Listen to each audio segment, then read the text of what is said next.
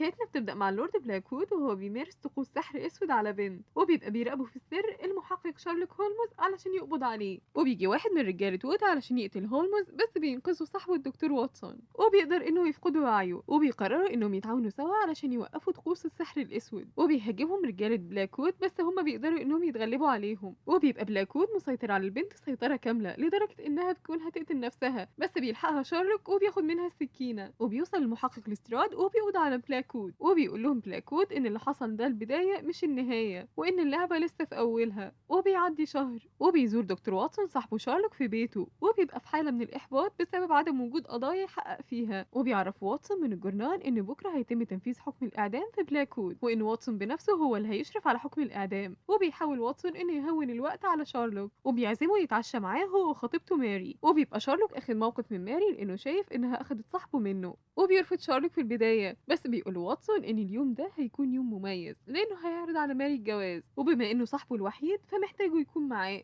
وبيوافق شارلوك في النهاية على مضض. وبالليل بيروح شارلوك وبيقابل ماري، وبيكون قليل الذوق جدا معاها لدرجة إنها بتحدفه كيس الويسكي وبتمشي. وبيزعل منه صاحبه واتسون وبيمشي هو كمان. وبنروح لبلاكوود وهو في الزنزانة، وبيكون الحارس بتاعه بيموت وواقع على الأرض. وبيقول له الضابط يبطل تعاويذه السحرية لأنه مهما هيعمل مش هيمنعهم عن تنفيذ الحكم. وبيقول له بلاكوود إنه هيبطل يقول التعاويذ لو خلوه يقابل هولمز. وفعلا بيوصل شارلوك وبيلاقي بلاكوود راسم رموز ماسونية على الحيطة. وبيقول شارلوك لبلاكوود إن طريقته في تنفيذ الجرايم عبقرية جدا، إلا في جريمته الأخيرة كانت تقليدية وأي حد يقدر يكشفها. وبيقول له بلاكوود إن كل اللي حصل كان مقصود، وإن في 3 بنات هيموتوا ومفيش حد هيقدر ينقذهم. وبينصح هولمز إنه يسيب القضية دي لأنه أكيد هيفشل فيها. ومش بيرد عليه شارلوك وبيسيبه وبيمشي. وتاني يوم بيتم تنفيذ الإعدام في بلاكوود، وبيعلن واتسون الوفاة. وبنروح لهولمز واللي بيصحى من النوم بيلاقي فيه واحدة في بيته اسمها إيرين، وبيكون واضح إن في علاقة سابقة ما بينهم هما الاتنين. وبنعرف إن إيرين حرامية. وبيجري بسرعة هولمز على الخزنة بتاعته علشان يطمن على حاجاته، وبتديله إيرين ظرف فيه معلومات عن واحد اسمه دان، وبتطلب منه إنه يساعدها علشان تلاقيه. وبيرفض هولمز في البداية إنه يساعدها، وبيسألها هي بتشتغل لحساب مين، بس هي مش بتهتم بسؤاله، وبتقوله إنها عارفة إنه هيساعدها، وبتسيبه وبتمشي. وبتركب العربية مع شخص مجهول، وبتقوله إنها متأكدة من قدرات هولمز وإنه هيقدر يساعدهم. وبيحاول هولمز إنه يعرف مين الشخص اللي بتشتغل إيرين لحسابه، فبيلبس زي متسول وبيرمي نفسه قدام العربية، وبيرفع الشخص المجهول مسدس في وش هولمز فبيسيبه وبيمشي. ولما بيروح هولمز البيت بيلاقي واتسون قرا الجواب اللي إيرين سابتهوله، وبيبقى في الجواب صورة لدان ومعلومات عنه. وبيستنتج واتسون إن إيرين بتخطط لسرقة كبيرة، وإنها بتعمل كل ده علشان تشتت انتباههم. لكن شارلوك بيقوله إن إيرين بتشتغل لحساب شخص مجهول، وإنه واضح إنه بيهددها بحاجة هما مش عارفينها. وبيوصل شرطي بيبلغ شارلوك إن المحقق الاستيراد طالبه على وجه السرعة لأن بلاكوود رجع من الموت مرة تانية، وده بشهادة حارس المقبرة. وبيطلب شارلوك من واتسون انه يروح معاه، بس واتسون بيرفض. وبيضغط شارلوك على واتسون بانه هو اللي اعلن الوفاة، ولو الخبر انتشر فسمعته هتتدمر. وبيوافق واتسون في النهاية. وفي المقابر بيقول استراد لشارلوك ان المقبرة كان عليها تماثيل وزنها طن، وان الكسور اللي في المقبرة جاية من جوه مش من بره، وده معناه ان بلاكوود هو اللي كسر التماثيل وخرج من المقبرة. وبيفتش شارلوك بنفسه المقبرة وبيخرج التابوت، وبيلاقي جواه جثة شخص تاني. ولما بيكشف واتسون على الجثة بيكتشف ان الشخص ده مات من 12 ساعة، وان اسنانه الامامية مختفية. وبيستنتج واتسون ان الجثة دي جثة دان اللي ايرين بتدور عليه، وده لان مواصفاته هي نفسها المواصفات اللي سابتها ايرين في الجواب، بما فيها عدم وجود اسنانه الامامية. وبيلاقي هولمز ساعة في التابوت فبياخدها بدون ما يشوفوا حد. وبيعرف واتسون من ماركة الساعة اسم المحل اللي صنعها، ومنه بيقدروا يوصلوا لبيت دان. وبيلاقوا هناك محاليل كيميائية وضفادع متحللة، وبيلاقوا كمان ورقة عليها ختم بلاكوود. وبيستنتجوا ان دان كان بيشتغل لحساب بلاكوود، بس مش بيكونوا فاهمين هو عايز منه ايه او بيعمل له ايه. وبيوصل 3 من عصابة بلاكوود لبيت دان علشان يحرقوا البيت قبل ما حد يكتشف العلاقة بين بلاكوود ودان. وبيتخانقوا مع هولمز وواتسون. وبيمسك شارلوك جهاز صاعق وبيكهرب بيه العصابة، وبيطارد واحد منهم اسمه دريدجر لغاية ما بيوصلوا لورشة تصنيع سفن. وبيهدد هولمز دريدجر انه لو ما راحش معاه للشرطة هيكهربوا تاني. وبيكسر دريدجر الصاعق وبيهاجم هولمز، لكن بيلحقوا واتسون وبيضرب على دريدجر الرصاص. وقبل ما تخبط السفينة شارلوك بيجري عليه بسرعة واتسون وبيلحقه، بس بتقبض عليهم الشرطة لانهم كسروا السفن وتسببوا في خسائر. وبتروح ماري وبتدفع الكفالة لواتسون، وبتسيب شارلوك في الحبس. وبيروح المفتش الاستراد وبيدفع هو الكفالة لهولمز، وبيقوله ان في شخص مهم جدا طالب انه يشوفه. وبيغموا شارلوك وشه علشان ما يعرفش هو رايح فين. ولما بيوصلوا للشخص ده بيقول له شارلوك انه عارف هو فين عن طريق بعض المطبات اللي قابلتهم في الطريق وريحة خبز معين بيخبزوا مخبز فرنسي محدد في المدينة، وإنه عرف اسمه من إمضته في الجوابات اللي على المكتب، وإنه هو توماس رئيس المحكمة، وإنه كمان رئيس منظمة سرية هدفها التحكم في نظام الحكم في إنجلترا. وبيدخل السفير ستاندش واللورد كاورد وبنعرف إنهم شركاء في المنظمة، وبنعرف إن بلاك وود كان هو كمان شريك معاهم في المنظمة، بس هو خالف التعليمات واستخدم السحر في الشر. وبيعرض عليه توماس أي مبلغ في مقابل إنه يخلصهم من بلاك وود، وبيقول له شارلوك إنه عارف إن بلاك وود يبقى ابنه. وبيتفاجئ كل الموجودين، وبيكون هولمز عرف المعلومات دي لأن توماس وبلاك وود بيشتركوا مع بعض في حاجات كتير زي الشبه وشحمة الودن ولون البشرة. وبيعترف توماس إن بلاك وود يبقى ابنه وإنه قتل بنات كتير مش بس الخمسة المعروفين. وبيوعده شارلوك إنه هيعمل أقصى ما عنده وهيقبض على بلاك وود في أسرع وقت. وبيمشي، واثناء ما بياخد توماس حمام بيفقد القدره على الحركه فجاه وبيغرق وبيموت. وبيظهر بعدها بلاكوت في الحمام وبياخد الخاتم بتاع توماس وبيلبسه. وبيوصل بلاكوت لمسرح الجريمه وبيكتشف في المكتب باب سري بيوصله لاوضه صغيره موجود فيها رموز للماسونية وبعض المواد اللي بتستخدم في السحر. فبياخدها هولمز وبيمشي. وتاني يوم بيوصل السفير ستانش لمقر المنظمة وبيعلن اللورد كاورد إن بلاك وود هو أنسب شخص يقود المنظمة بعد توماس. وبيظهر بلاك وود وبيعلن إن من بكرة هيتم السيطرة على إنجلترا، لكن ستانش بيرفض وبيطلع المسدس بتاعه وبيضرب رصاص على بلاك وود، لكن فجأة المسدس بتاعه بينفجر وبيقع من الشباك وبيموت. وبيقول بلاك وود لأعضاء المنظمة إن قوته ملهاش حد وبيديهم مشروب معين علشان يحميهم. وفي الوقت ده بيبقى هولمز بيفحص جثة واحد من عصابة بلاك وود علشان يحدد سبب الوفاة، وبيعرفوا إن الشخص ده كان شغال في مجزر. وبيروحوا على هناك وبيسمعوا صوت بلاك وود جاي من وراهم. وبيقول لشارلوك إن بكرة هيحصل حاجة عظيمة جدا وبيحذروا إنه يتدخل لأنه أكيد هيفشل. وفجأة بيلاقي إيرين مربوطة بين إيديها في سير تقطيع في نهايته منشار، وبيحاول شارلوك وواتسون إنهم يفكوها بسرعة قبل ما تموت، وبينجحوا إنهم ينقذوها في آخر لحظة. وبيحاول واتسون إنه يلحق بلاك وود بس بيخبط في متفجرات وبينفجر المكان كله. وبيحاول هولمز انه ينقذ واتسون لكن الضابط بيمنعه وبيطمنه انه واتسون لسه عايش، وبيقوله انه مطلوب القبض عليه بامر من اللورد كاورد وانه هناك علشان يحذره. وبتحاول إيرين إنها تهرب من الشخص المجهول اللي هي بتشتغل عنده، لكن بيلحقها في القطر وبيهددها إنها لو ما نفذتش أوامره هيقتل هولمز. وبيروح هولمز لواتسون في المستشفى علشان يطمن عليه وبيبقى متنكر في زي دكتور.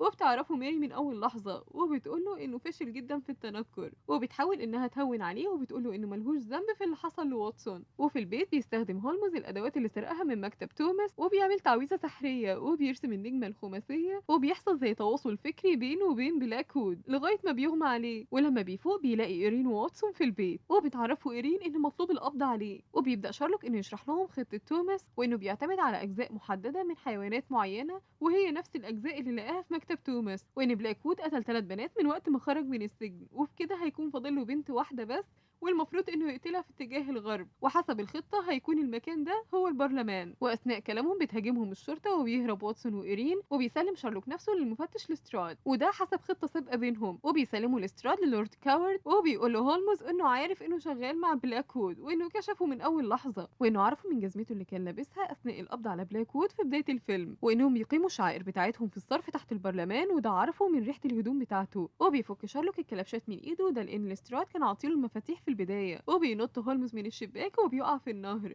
وبيبقى مستنيه واتسون وإيرين بمركب حسب خطة سابقة بينهم. وبيروحوا بسرعة لمصرف المجاري اللي بينفذ فيه بلاك وود خطته الماسونية، وبيلاقوا هناك جهاز سام وبيفهموا ان بلاك وود عايز يقتل كل اعضاء البرلمان وبيهاجم عصابة بلاك وود وبتدور بينهم معركة قوية. وفي الاثناء دي بيكون بلاك وود مع اعضاء البرلمان وبيهددهم انهم لو ما بقوش معاه هيموتهم كلهم، لكن هم بيرفضوا انهم ينفذوا اوامره. وبيشغل بلاك وود جهاز الغاز بالريموت اللي معاه، لكن إيرين بتقدر انها تستخدم الرصاص اللي معاها وبتقدر انها تفجر اسطوانات الغاز وبتوقف في الجهاز وبتاخد اسطوانات الغاز وبتجري بسرعة علشان محدش يموت. وبيلحقها هولمز قبل بلاك وود ما يمسكها، وبيفهم بلاك وود ان في حاجة غلط حصلت للجهاز وده لان اعضاء البرلمان ما ماتوش. فبيروح علشان يشوف الغاز وبيشوف إيرين ومعاها الاسطوانات وبيطاردها. وبتوصل إيرين لجسر عالي وبيلحقها هولمز وبيقول لها انه تعب من كدبها، وبتقول له إيرين انها هتقول له على كل حاجة. وقبل ما تتكلم بيظهر بلاك وود وبيرمي إيرين من على الجسر وبيضرب بلاك وود شارلوك وبيوقعه، وبيسحب شارلوك حبل موجود تحت رجل بلاك وود وبيسحب الحبل بلاك وود وبيوقعه من على الجسر. وقبل ما يقع من على الجسر بيمسك في الحافة في آخر لحظة وبيقول له شارلوك إنه عارف إنه مش ساحر ولا حاجة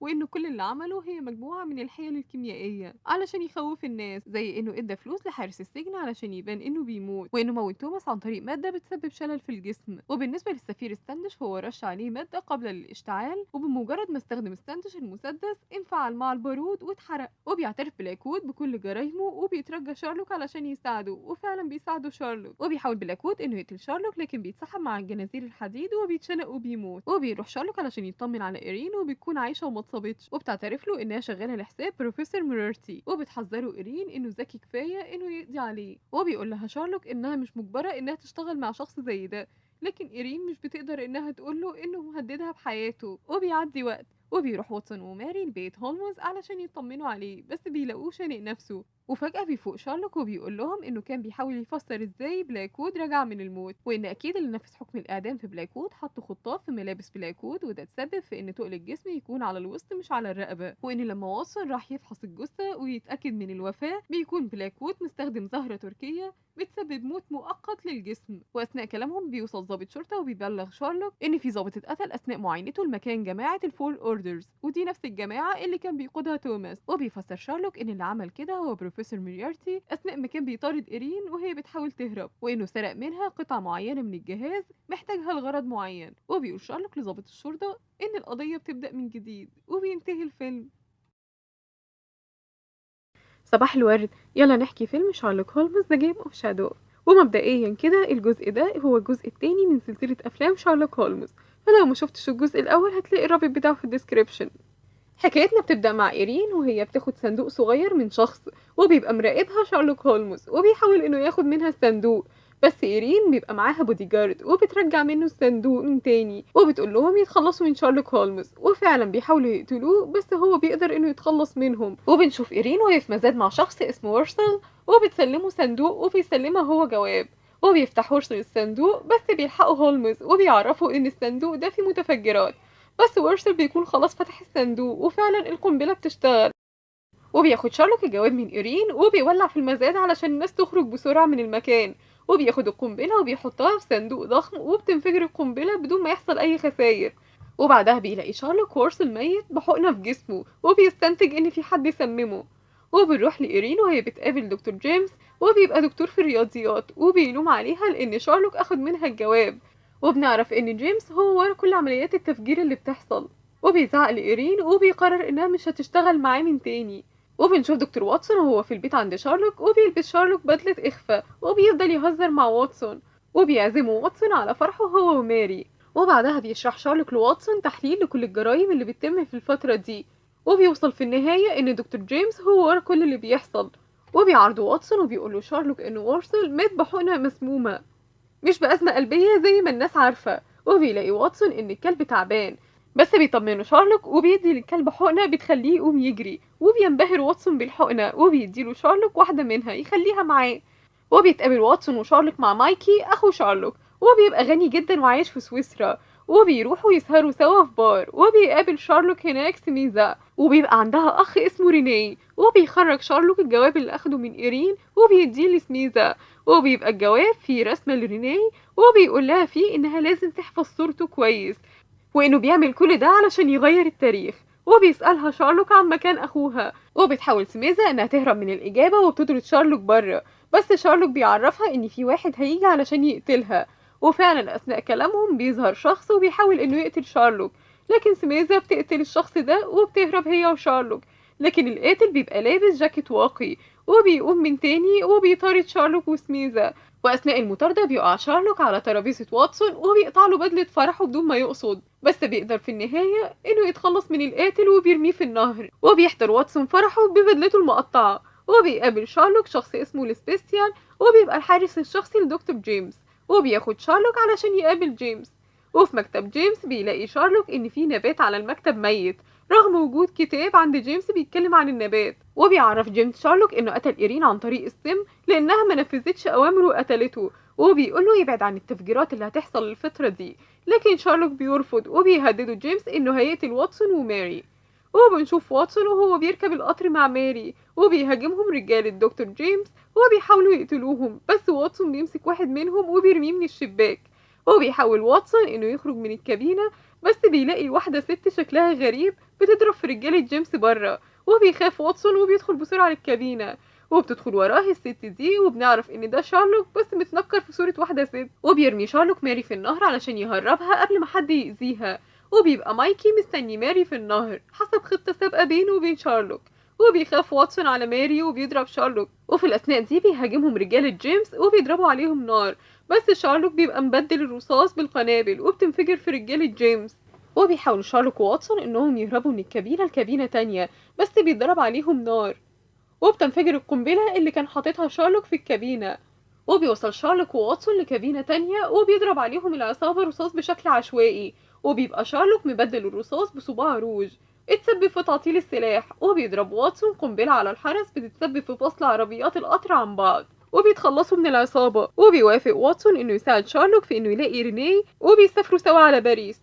وبيشوف واتسون المنديل اللي عليه دم إيرين وبيفهم ان جيمس قتلها، وبنروح لجيمس وبيطلب من لسبيستيان انه يحجز تذكرتين لباريس. وبيروح لسبيستيان وبيطلب من واحد انه يراقب شخص اسمه ميت هارت، وبكده بنفهم ان العملية الجديدة هتتم في باريس. وبيوصل شارلوك واتسون لباريس وبيقابلوا سميزا وبيسألوها عن رينيه، وبتقول لهم انه مختفي من سنة ومش عارفة توصل له، وانه اخر حاجة وصلتها منه كانت شوية ورق. ولما بيشوفوا شارلوك بيلاقيه ورق قديم، وبيستنتج ان المكان اللي اتكتب فيه الورق ده كان في قبو تحت حانة، وده لان القبو عليه بقعة نبيذ. وبتقول لهم رينيه ان فعلا اخوها كان موجود في مكان زي ده، ووقتها كان بيشتغل مع كلاود قائد حركة الفوضويين. وبيقرر هولمز وواتسون انهم يروحوا ويقابلوا كلاود، ولما بيروحوا للحانة بيلاقي شارلوك ان في تورتة كبيرة مخرجينها من الحانة. وبيقابلوا كلاود وبيسألوه عن رينيه، وبينكر كلاود معرفته بأي حاجة عن رينيه. وبيلاقوا نفس نوع الورق اللي كان بيكتب عليه رينيه، فبيعرفوا ان كلاود بيكذب. وبيعترف كلاود انهم بينفذوا المهمة دي غصب عنهم لان في شخص اسمه جيمس خاطف كل عيلته وبيهددوا بقتلهم. وبيقول لهم ان كمان 10 دقايق في قنبلة هتنفجر، وبيخرج من معاه مسدس وبينتحر. وبيهاجمهم الحراس وبيقدر شارلوك انه يوصل لباب سري ومنه بيهربوا للسرداب، وهناك بيلاقوا متفجرات ولوحة مكتوب عليها امبراطور، وبتبقى لوحة مشابهة للوحة موجودة في الأوبرا.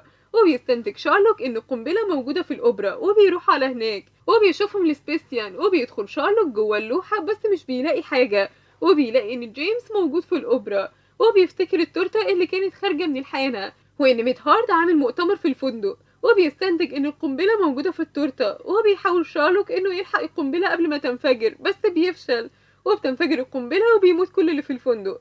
ولما بيوصل لهناك بيلاقي ان ميت هارد اتقتل برصاصة قبل ما تنفجر القنبلة. وبيقول شارلوك ان اكيد لسبيستيان هو اللي ضرب الرصاص لانه كان قناص في الجيش الانجليزي.